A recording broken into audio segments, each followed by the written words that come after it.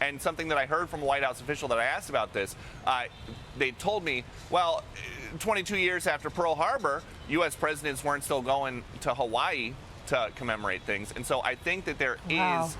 Wow. Ain't nothing changed, nothing new here to see. This ain't nothing but some political maneuvering. America. Welcome to the eulogy, eat it up. It's called political buffoonery. Hey there, everybody, and welcome to This Week in DUMBmocracy, where we showcase some of the dumbest newsmakers of the week. Now, I'm a little more reflective in the beginning of this video because I'm taping this on September 11th, and you guys probably know I'm a native New Yorker, born and raised in Brooklyn. I remember everything about this day. I remember that I wasn't in New York.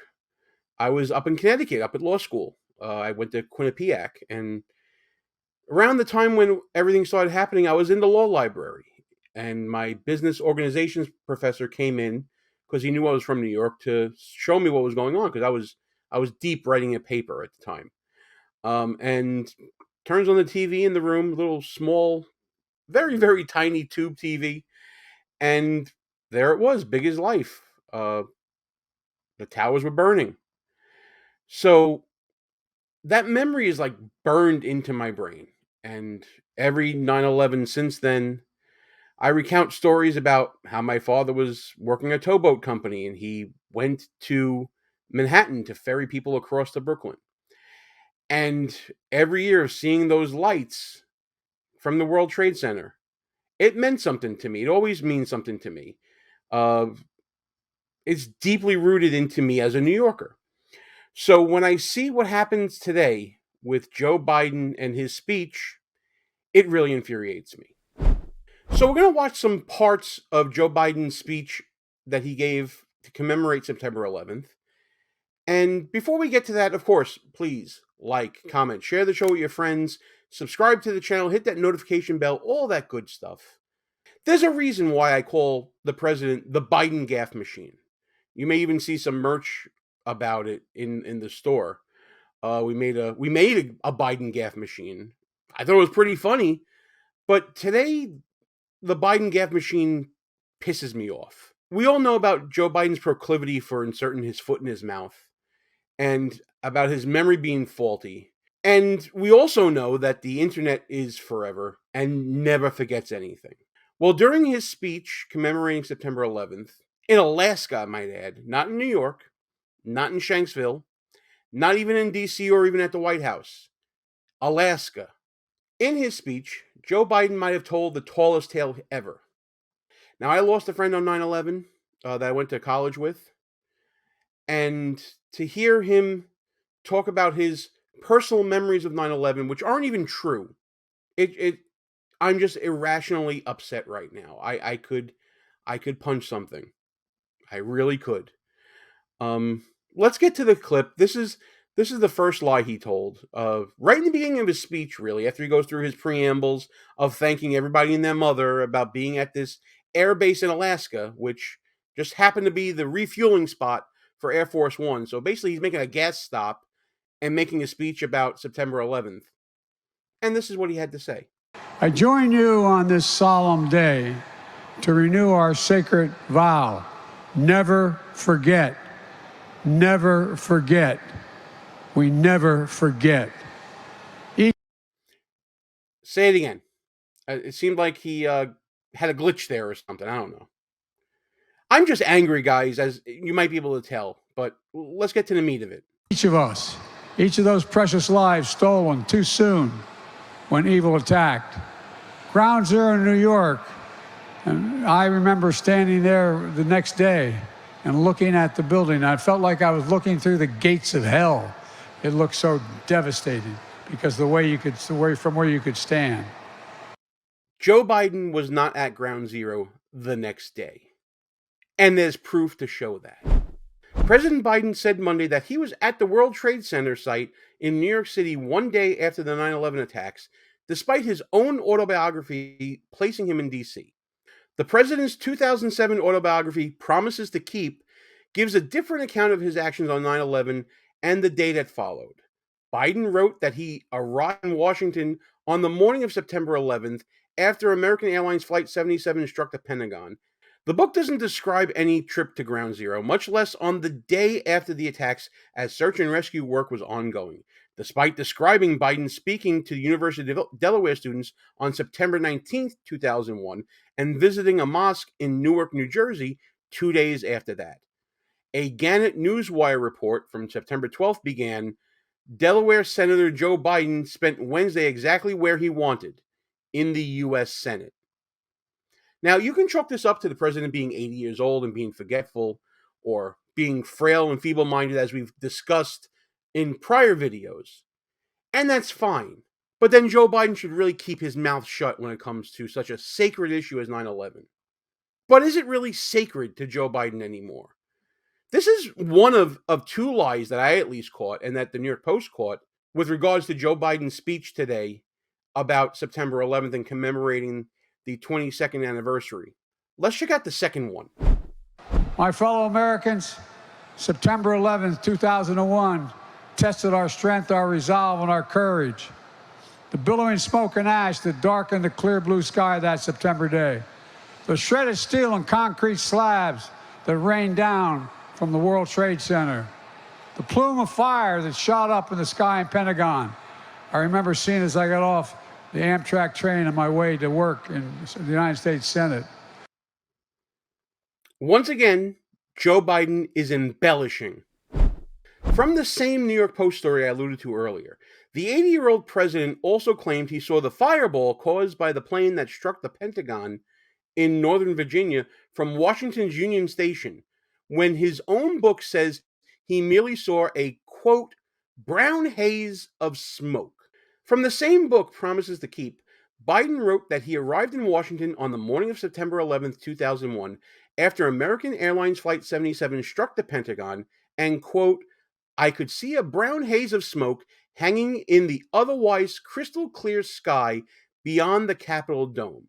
He also wrote in his book, I headed back to the Capitol the next morning, which would have been September 12th, the day he said that he was at Ground Zero. This is absolutely infuriating to me. This is the equivalent of stolen valor that to a military officer.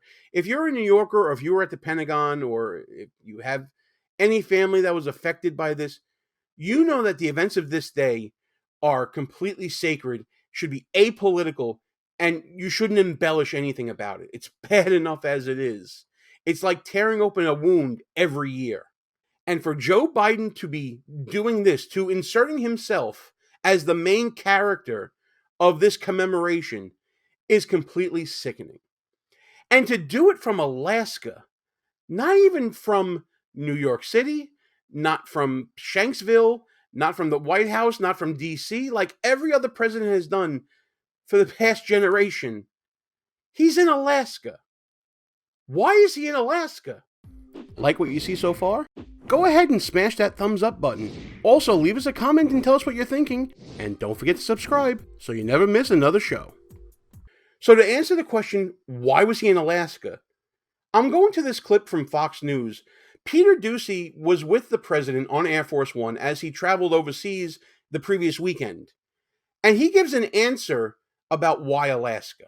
And frankly, it just made me even that much more upset. The main thing is he had to make a decision between being home for 9/11 and going to Vietnam. Is that what the staff is saying? Yeah, basically. And I've asked around about this. They think that it's just that important. It's unclear, though, why it had to be scheduled right now. Like, why he couldn't have come to Vietnam before he went to the G20. They added it on because he was going to be at the G20 in India anyway. We're kind of in the same part of the world. Why couldn't they do it before? We don't have answers to that. It's not like there was a big summit here. He was just coming to meet the communist leaders of this country. And so it could have really been done at any time. But they said it's just so important. And something that I heard from a White House official that I asked about this, they told me, well, 22 years after Pearl Harbor, U.S. presidents weren't still going to Hawaii to commemorate things. And so I think that there is an eagerness to kind of walk and chew gum at the same time.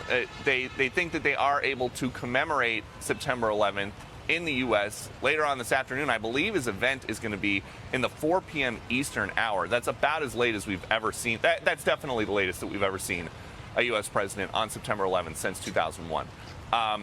But they just think it's that important to have come here first. Yeah, it's happening that late because the president apparently had to go to bed. At least that's what he said at a press conference in Vietnam, calling into question again whether or not he is too frail, too feeble-minded to be president for another term as the election is approaching. But let's forget about the election for now. The president said, "Never forget," 3 times in the opening of his speech. If what Peter Doocy has said is true, and his staff is saying that, well, presidents stopped going to Pearl Harbor after a certain amount of time, that's a sign that they are forgetting, that it's now a generation away, and it's not as front and center in the minds of Americans. Now, again, maybe because I'm a New Yorker, I'm overly sensitive to this, and you can tell me in the comments if I am or not. I will totally hear that, and you know what? I'll own that. I do have a bias when it comes to this, because this is what my family and I lived through. This is what my friends lived through. As I said, I had a friend pass away because of this. I get it. I'm close to this, and it gets me irrationally upset when I see people dishonoring the memory. When I see the president dishonoring the memory of these people by being in Alaska, which, by the way, folks, it's like a truck stop for Air Force One. When the president goes overseas and they have to refuel the jet, they go to Alaska. They go to this air base in Alaska. So this is basically a pit stop where they decided to put on this commemoration. And why they had to go to Hanoi to speak to a communist leader? I understand that we have difficulties in the world surrounding China, but it could have been done before going to India, and it could have been scheduled for another date. I don't get it. What I do get is that the insult to 9/11 families is completely inexcusable. For a president to basically sleep in and wait until the mid-afternoon to commemorate September 11th, when for a generation we've been commemorating the moments of September 11th in the morning, to me is just another smack in the face. It's a sign that this president is forgetting that. And that's inexcusable. The Biden gaffe machine may have been in rare form, but this sort of disregard, it just shouldn't ever happen.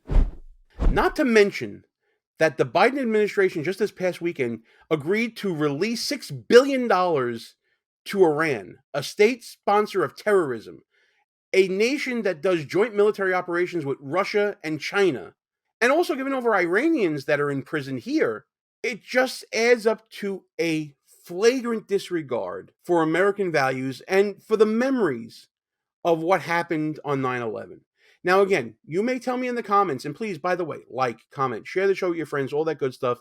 Subscribe to the channel, hit that notification bell. Let me know if I'm too close to this. Let me know if I'm being an irrational New Yorker and am taking this too personally. I'm willing to accept that. But unless you tell me otherwise, I'm saying that Joe Biden, whether he's frail or not, whether he's a gaffe machine or not, this day was sullied by him being in Alaska, making himself the main character and lying in his speech. And frankly, this administration's actions are speaking much louder than anything else that Biden could have said to try to fix this situation. The Biden administration is forgetting. And that's a level of buffoonery that is completely irredeemable. So as I said, guys, like, comment, share the show with your friends, subscribe to the channel. Thanks so much for listening to me rant about this. This definitely was a rant. I didn't plan on doing a rant. But I appreciate you guys listening.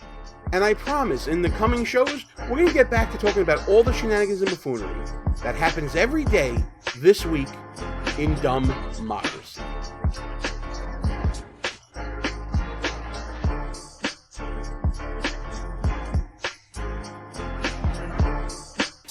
All views and opinions expressed here are not necessarily of the mainstream media and may offend some listeners. It's called political buffoonery.